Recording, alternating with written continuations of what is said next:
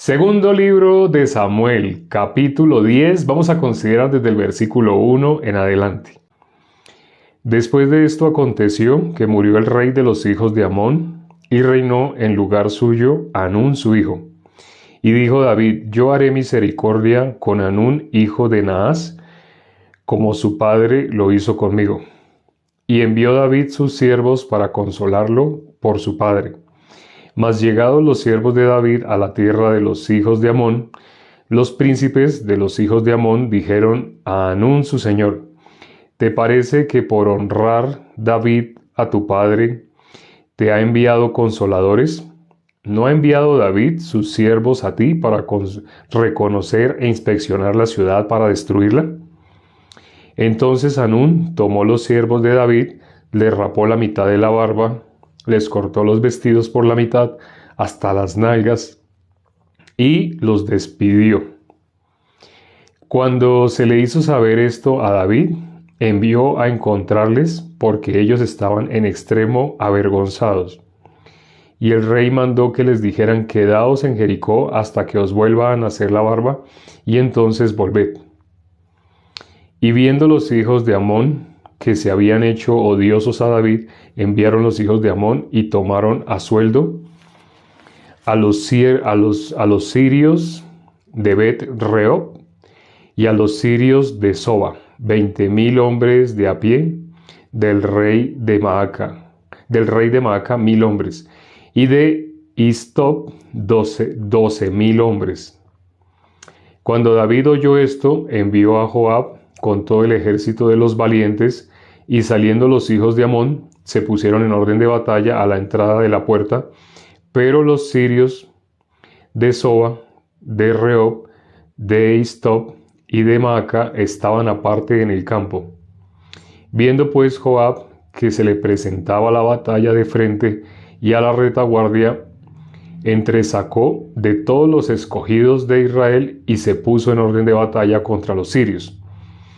Entregó luego el resto del ejército en mano de Abisai su hermano, y lo alineó para encontrar a los amonitas.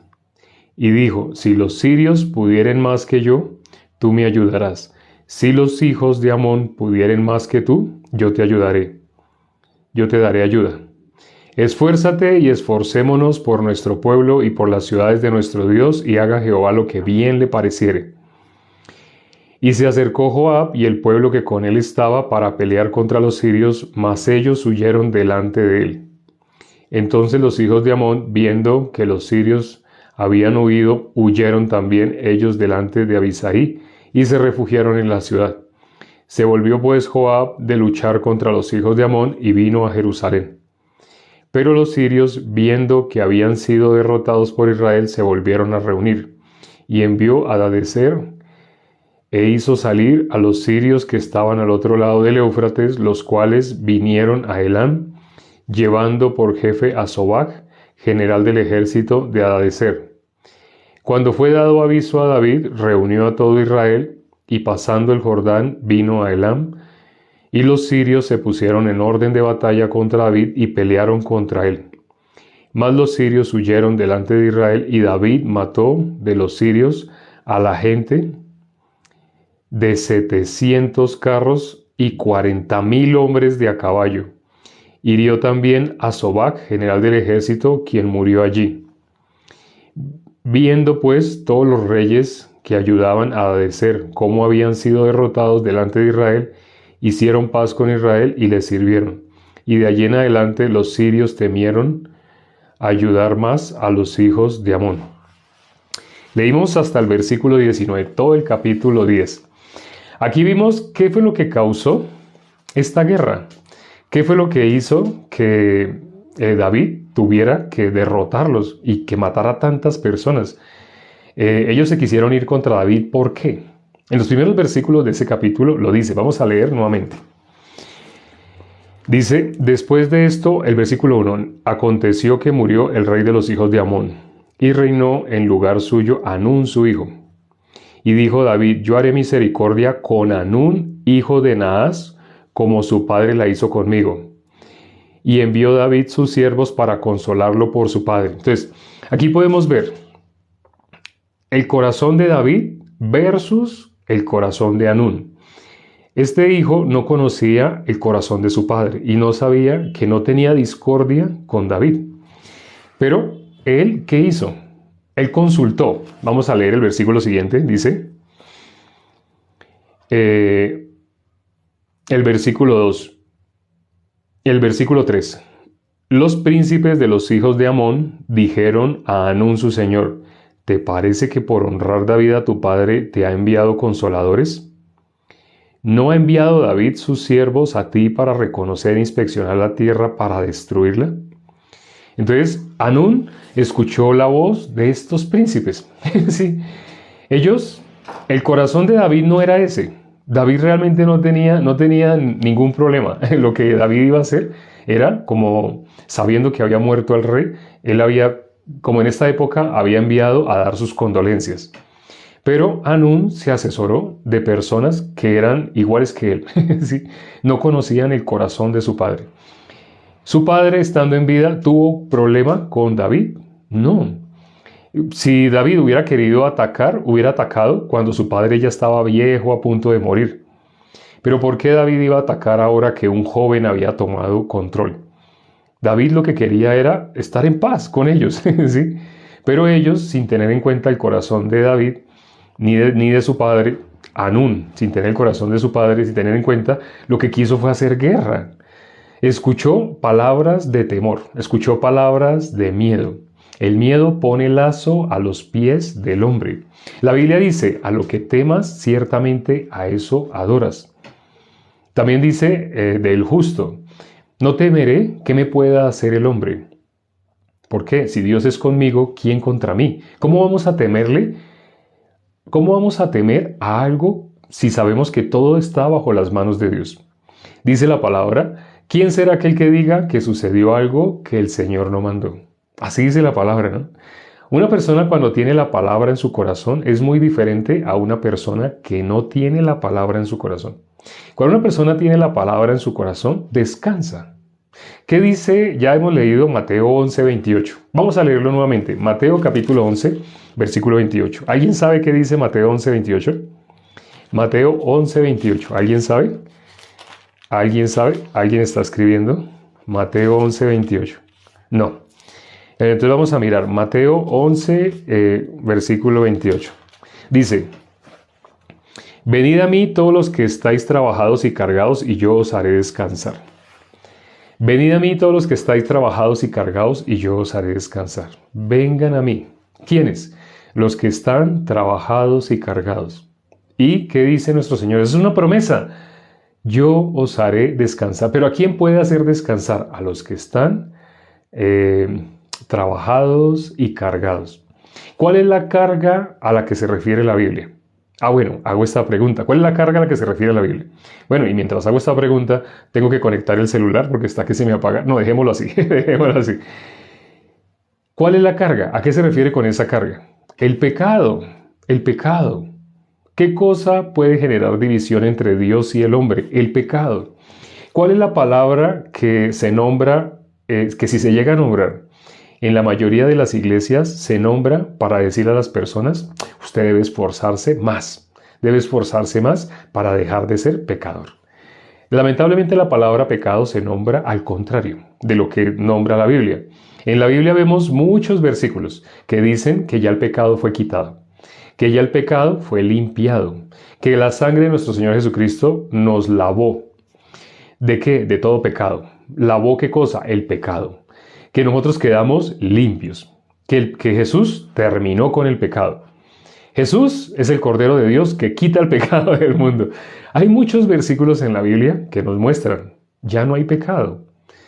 Como dice Hebreos 1:3, que Jesús habla de que nuestro Señor Jesucristo efectuó la purificación de nuestros pecados. Pero a pesar de que la Biblia lo dice, en muchas partes, curiosamente, cuando hablamos con las personas que se dicen ser cristianos, no todos, se puede generalizar, pero con muchas personas que se dicen ser cristianos, desconocen la obra de Jesús. Algunos muy pocos sí la conocen, algunos muy pocos sí logran acordarse de uno de estos versículos que hemos mencionado. Pero cuando los escuchan, algunas personas dicen, es que no le podemos enseñar a las personas que ya no son pecadoras, que ya Jesús quitó el pecado. Sí, la Biblia dice que Jesús lo quitó, pero no le podemos decir a las personas que Jesús lo quitó. Hay personas que nos han dicho así, hemos ido a visitarles y nos han dicho, si le decimos a las personas que Jesús ya quitó el pecado, entonces las personas se van a ir. Las personas ya no van a necesitar la iglesia. Porque las personas, ¿por qué vienen a la iglesia? Porque tienen la carga del pecado. Hay líderes que hemos visitado para explicarles el evangelio y nos contestan de esa manera. Nos dicen que no se le puede hablar a las personas que Jesús ya quitó el pecado. Ahora, ¿por qué ellos nos dicen así? ¿Realmente es por esa argumentación que están dando? Bueno, ciertamente ese es el temor que tienen en su corazón. Como vimos hoy a Anún, Anún tenía un temor, pero ese temor, ¿qué estaba haciendo? Ese temor hizo que todo su pueblo, bueno, todo no, pero la gran mayoría muriera. Los hombres en edad de guerra murieron, tanto de caballo como de infantería, los de a pie, muchos murieron. Esto que estamos haciendo el paralelo entre lo que hizo Anún y lo que en esta época estamos viendo en muchas que se conocen como iglesias cristianas, es igual, es lo mismo. ¿Por qué? En muchas que se conocen como iglesias cristianas, no están explicándole a las personas cómo ser libres. Conocer la verdad y la verdad os hará libres. ¿Ser libres de qué? De la condenación del pecado. Pero si no están enseñando cómo una persona puede ser libre de lo único que lo separaba de Dios, bíblicamente. Porque están los versículos. Algunos de estos líderes con los que hemos hablado se los conocen. Saben algunos, no todos, pero saben algunos. Cuando les decimos, en la Biblia dice Jesús efectuó la purificación de nuestros pecados, ese sí no lo conoce. Cuando les decimos Jesús es el Cordero de Dios, ay, sí, que quita el pecado del mundo. Ah, bueno, ese sí lo conocen. Pero ¿por qué no le enseñan a la congregación ese versículo? ¿Por qué no le hablan de que Jesús ya quitó el pecado? ¿Por qué lo omiten? ¿Por qué hablan de otras cosas? Hablan de otras cosas que están teniendo resultado. Y así nos lo han dicho, es que eso da resultado. ¿A qué se refiere con que da resultado? Que más personas llegan y llegan y llegan. Pero más personas están llegando ¿a qué? A escuchar la salvación. No les hablan cómo ser salvos. Les dicen que se deben esforzar para de pronto, así esforzándose, de pronto algún día puedan alcanzar la salvación. Pero ¿por qué no les hablan que Jesús ya quitó el pecado? Que Jesús ya efectuó la purificación de nuestros pecados. Cuando hacemos encuestas, a veces hemos hecho encuestas saliendo a los congregantes, saliendo de una congregación y les hemos preguntado, ¿usted es pecador o no es pecador? Salieron de estar levantando los brazos, de estar llorando, de estar sintiendo muchas emociones. Y cuando les preguntamos que si son pecadores, hay personas que dicen, pues yo creo que todos. Curiosamente, no le preguntamos a esa persona por los demás, le preguntamos por él. Es como si le hubiéramos preguntado, disculpe, usted en su casa, ve usted aquí, el Dica vino con tenis, usted en su casa tiene zapatos de vestir con traje, ¿qué nos dice? Yo creo que todos tenemos zapatos. ¿Quién va a contestar de esa manera? Las personas, si le estamos haciendo esa pregunta a la persona contesta, yo creo que todos tenemos zapatos de vestir con traje, ¿sí? Con traje y corbata. O viceversa, la persona va con zapatos y le decimos, ¿usted por casualidad en su casa, entre sus propiedades, usted tiene tenis? ¿Tiene zapatos deportivos? ¿Tiene calzado deportivo? Y que alguien nos conteste, yo creo que todo el mundo tiene calzado deportivo. ¿Quién contesta de esa manera? No es lo que estamos preguntando. Nadie contestaría de esa manera. Es incongruente. La persona no está contestando a lo que se le está preguntando. Pero cuando preguntamos, ¿usted es pecador? No mire a los lados, no mire a los lados, no mire a su esposa, a su esposo, a sus hijos, no mire a sus padres, si es un joven, un adolescente, no mire así. ¿A quién debe mirar? Le estamos preguntando a usted. Si te pregunto, ¿tienes tenis en tu casa? ¿Tú tienes tenis? Bueno, no sé si conozcan la palabra tenis. ¿Tienes calzado deportivo para salir a trotar? Muchas personas dirían, sí, la gran mayoría va a decir sí. Y hasta le puedo preguntar cuántos. Creo que tengo 4 pares, tengo 4 pares. Así la gente contestaría, puede contestar. Pero cuando le preguntamos, ¿tú eres pecador? Así como le preguntamos, ¿tú tienes tenis? ¿Tú tienes calzado deportivo? De la misma manera preguntamos, ¿tú eres pecador? Y ahí empieza a hablar de los demás. Empieza a hablar de todo el mundo. Claro, todos somos. Hoy que vimos en Anún. Anún, él cuando vinieron dos hombres enviados de David. ¿Con qué intención venían? ¿Venían para espiar? No, no venían para espiar. Venían para consolar. Había muerto el rey. Ellos venían en representación de David, en acto de buena fe, como se dice, ¿no? Popularmente. Es decir, no tenía intenciones de pelea, ni de espiar, no tenía ninguna de esas intenciones. Pero hubo personas que asesoraron al rey. Unas voces externas asesoraron al rey, al nuevo rey. ¿Y cómo lo asesoraron? Lo asesoraron en contra del ungido de Jehová. ¿Quién se va a ir en contra de un siervo de Dios? La persona que no conoce realmente de Dios. Si conociera de Dios, ¿quién se va a ir en contra de un siervo de Dios? La persona que conoce la palabra de Dios sabe Dios con quién está, con su siervo. Dios a quién respalda, a su siervo. Irse en contra del siervo de Dios es irse en contra de Dios. Ahora, cuando hemos nombrado líderes religiosos, son siervos de Dios si no le enseñan a las personas cómo salir de la condenación. Se puede llamar siervo de Dios a una persona que es reconocida, es admirada, es ovacionada, es muy respetada, pero esa persona no enseña cómo salir de la condenación del pecado y pasar a la vida eterna. ¿Se le podría llamar a esa persona un siervo de Dios? De ninguna manera, eso no tiene nada que ver con Dios. Las personas que le conocen así es únicamente porque se guían por la apariencia. Lo ven vestido con ropas esplendorosas.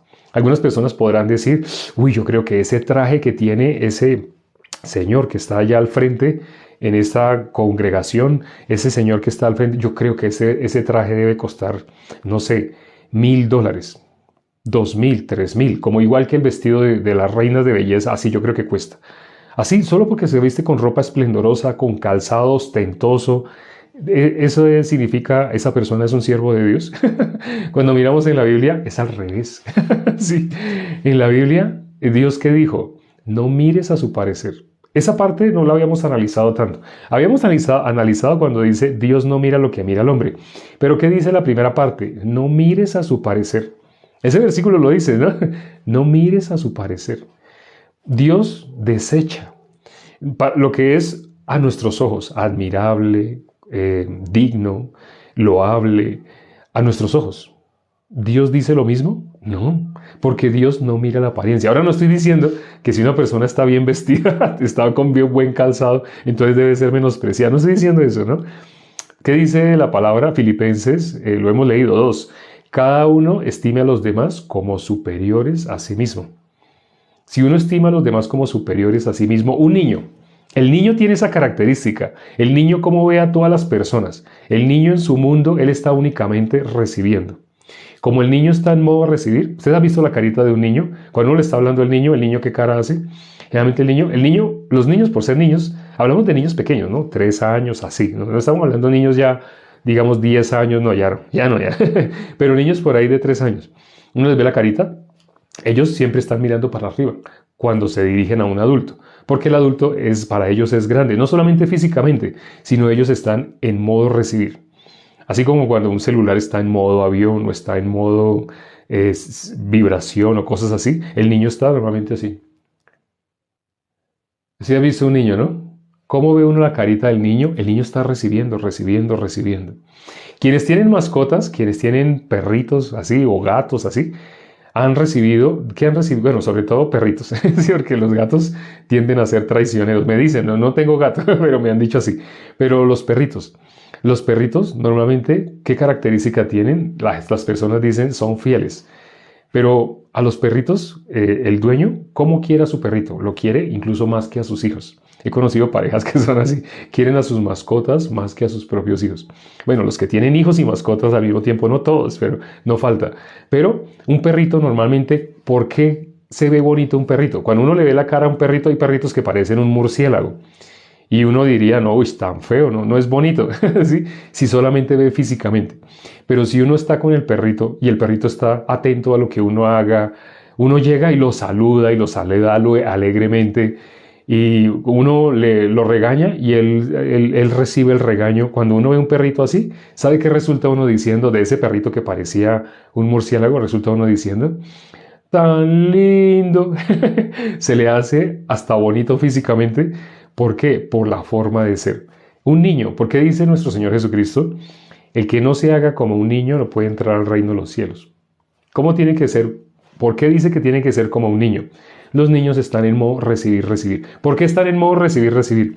Porque los niños ven a todos los demás como superiores a sí mismos. Vamos a mirar Filipenses, vamos a ir Filipenses. Filipenses capítulo 2, versículo 3. Dice, nada hagáis por contienda o por vanagloria, antes bien con humildad, estimando cada uno a los demás como superiores a él mismo.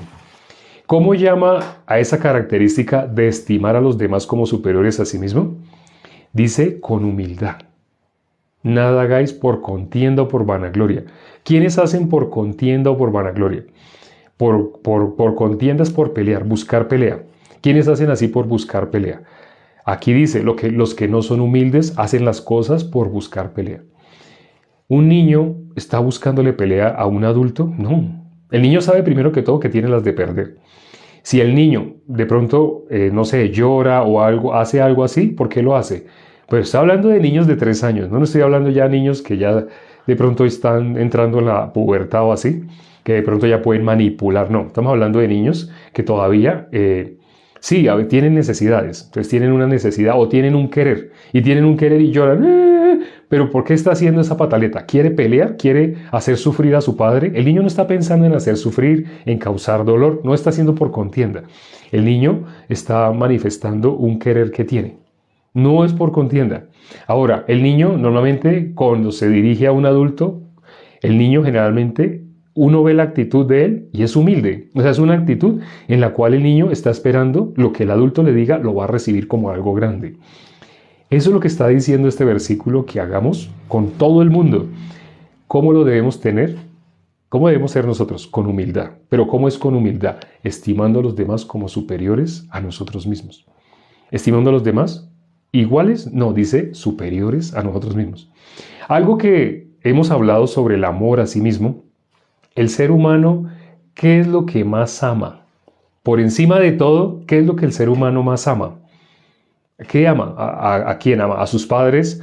¿A su cónyuge? ¿A sus hijos? ¿Así? ¿Qué es lo que el ser humano ama por encima de todas las cosas? A sí mismo. Por eso dice la palabra que amemos a los demás como a nosotros mismos. Pero al decir esa ley, decir que amemos a los demás como a nosotros mismos, ¿qué está diciendo? ¿Usted lo puede hacer? ¿Realmente usted lo puede hacer? ¿Usted puede amar a los demás como a usted mismo? ¿Realmente? Cuando miramos el comportamiento de las personas, vez tras vez, lo que sale de su corazón, se ama a sí mismo. El ser humano tiene el corazón, por naturaleza, dice la palabra, en tinieblas, desordenado, vacío. Lo que hizo hoy Anún fue rodearse de consejos de personas que no tenían sabiduría. Porque la sabiduría, ¿qué es? Bíblicamente la sabiduría, el principio de la sabiduría es el temor de Dios. Si Dios es con nosotros, ¿quién contra nosotros? ¿Qué persona se atreve a ir en contra de un justo? La bendición que Dios le dio a Abraham, también te la dio a ti. También la dio a todo justo. El que te bendijere, bendeciré. El que te maldijere, maldeciré. Apóstol Pedro, ahí vienen los pies del que sepultó a tu marido y también viene a sepultarte a ti con él. Así no, así no. Si estuviera Pedro en la iglesia en este momento, sí. El niño tiene que decirle a alguien, ve a un adulto y le ve algo acá digamos un adulto que tenga bigote y barba, si tenga barba, y el adulto se sonó y le quedó así, salió algo de la nariz y ¡fum! Se le colgó aquí en la barba, así, y le quedó acá en la barba. Los adultos curiosamente no le dicen nada. Un adulto ve así y solamente ve a otra persona y así, chao, chao, se va y se despide. Y esa persona dice, tan raro, todo el mundo rápidamente se despide de mí, se va, se corren. Pero el niño ve y le dice, tiene algo que salió así de su nariz y se pegó acá a su barba. El niño habla sin tapujos. Un adulto, entre más corrompido está, más evita quedar al descubierto, más evita quedar mal. Pero ¿quién puede recibir la bendición? En el caso de la mujer sorprendida en adulterio podemos ver el que queda al descubierto. Un niño, hablando de quedar al descubierto, un niño tiene vergüenza de salir desnudo a la calle. Un niño de 2, 3 años. El niño, la mamá de pronto le quitó la ropa y el niño se asoma al balcón Y el niño está desnudo, es un niño de 2 añitos. Y la mamá le quitó la ropa porque lo va a bañar, digamos. Y el niño oye un ruido en la calle y se asoma al balcón desnudo. ¿Y siente vergüenza? ¿El niño siente vergüenza? No, el niño no siente vergüenza. Pero un adulto puede así quitarse la ropa y asomarse a un balcón sin sentir vergüenza. Si estuviera drogado, tal vez sí, pero en sus propios, como dicen por ahí, en sus cabales, un adulto no haría eso. Pero un niño sí. El niño, en el caso de Adán y Eva, dice que fueron abiertos los ojos de ambos y conocieron que estaban desnudos y tuvieron miedo, se avergonzaron, se escondieron de Dios. ¿Por qué se avergonzaron y se escondieron de Dios? Porque estaban, ¿qué? Desnudos. Pero un niño, estando desnudo, si la mamá le deja abierta la puerta de la calle, él sale a la calle. Y de pronto la mamá le dejó plata y le dijo, vaya a la panadería, que queda, no sé, 3 casas al lado. Vaya a la panadería y dígale a don Ramón que le dé una bolsa de leche. Pero primero lo voy a bañar. Entonces la mamá le quita la ropa, el niño está sintiendo frío y el niño ve la plata y la mamá dejó la puerta abierta. El niño puede interpretar, que vaya por la leche. Y así desnudo, coge la plata y va donde don Ramón, deme una bolsa de leche. Todo el mundo, ¡guau, guau, guau! Se puede reír o le pueden decir cosas y el niño los mira. Así, porque el niño está en modo recibir, recibir, recibir. Está en lo más grande del ser humano. El niño tiene esa característica, el niño está en modo recibir, el niño está sin vergüenza. O sea, no se avergüenza, el niño no se avergüenza igual que un adulto, el adulto sí se avergüenza. Hoy miramos de Anún. Anún, ¿a quién escuchaba? Anún escuchaba a personas que hablaban exactamente el mismo corazón de él. Él tenía temor, otras personas vienen y le dicen lo mismo. ¿El que hizo? Hizo guerra con David. ¿A quién ocasionó muerte? A todo su pueblo. Una persona que es líder de una congregación, y no ha recibido la salvación, ¿a quién le está ocasionando la muerte? A toda su congregación. Hemos hablado con líderes que tienen una congregación de 10.000 miembros. 10.000 miembros, es una congregación inmensa, pero esa misma persona no conoce el Evangelio. No conoce el Evangelio. Conoce de los versículos que le hemos nombrado que Jesús efectuó la purificación de nuestros pecados, que Jesús ya quitó el pecado, que Jesús terminó con el pecado, que Jesús cargó tras sus espaldas todos nuestros pecados, que Él nos lavó de nuestros pecados, que con su sangre efectuó la purificación de nuestros pecados. Le nombramos varios versículos así. Y él puede que se acuerde uno que otro. Sí, yo conozco. No, pero yo no enseño así, yo no. Yo les enseño prédicas que yo he visto que funcionan, que se han dado en otras congregaciones y que han hecho que más gente se adhiera. ¿Usted con qué corazón está llevando a su congregación? Solo quiere tener más y más miembros y ya sabemos por qué quiere tener y tener y tener miembros. Cuando uno escucha la prédica, ya uno entiende para dónde va. La prédica va encaminada a una sola cosa. ¿A qué? Mire la vida que está llevando ese líder. Mire qué vida lleva. Vamos a leer ya un último versículo para terminar. Para que te des cuenta si realmente es un siervo de Dios, cómo debes comportar. Ya para terminar, vamos a mirar el último capítulo de Hebreos capítulo 13. Hebreos tiene 13 capítulos. El versículo 7. ¿Qué dice el versículo 7? Acordaos de vuestros pastores que os hablaron la palabra de Dios. Considerad cuál haya sido el resultado de su conducta e imitad su fe. Bueno, dejémoslo acá en este versículo, muy importante. Considerad cuál haya sido el resultado de su conducta e imitad su fe. Así dice, ¿no? Acordaos de vuestros pastores. Considerad cuál haya sido el resultado de su conducta e imitad su fe. Si tú realmente estás siendo guiado por alguien, si ese alguien te ha guiado a la salvación, ¿qué es lo que está diciendo acá? Imítalo. Pero si tú estás detrás de un líder religioso, que, no sé, esa persona te está prometiendo lo que él quiere. ¿Qué quiere para él mismo? ¿Qué te está prometiendo? ¿Te está hablando de la vida o te está hablando de, en esta carne, en este cuerpo, la vida en este cuerpo? Es decir, ya saben a qué me refiero. Te está hablando de, si tú das, si tú siembras, Dios te va a multiplicar, Dios te va a dar. Esa era la conclusión de la prédica. Hacia allá iba a llevar la prédica, solamente iba a hablar así. ¿Y cuándo te habló el Evangelio? ¿Cuándo te habló cómo ser libre del pecado? ¿Cuánto tiempo llevas congregándote? Algunas personas aquí llevan congregándose, no sé, 5, 10, 15, 20 años. Cuando te preguntamos que si eras pecador, ¿cuál fue la respuesta que salió de ti? ¿Te acuerdas? Claro, todos somos. Ni siquiera pudiste decir que eras pecador, sino hablaste de todo el mundo. Claro, todos somos. Considera, ¿realmente has estado en la iglesia? Si no te han enseñado cómo salir de la condenación del pecado, tengo una mala noticia, nunca has estado en la iglesia. Porque la iglesia es el cuerpo de nuestro Señor Jesucristo. Y cuando Él venga, viene por su iglesia, sin relación con el pecado.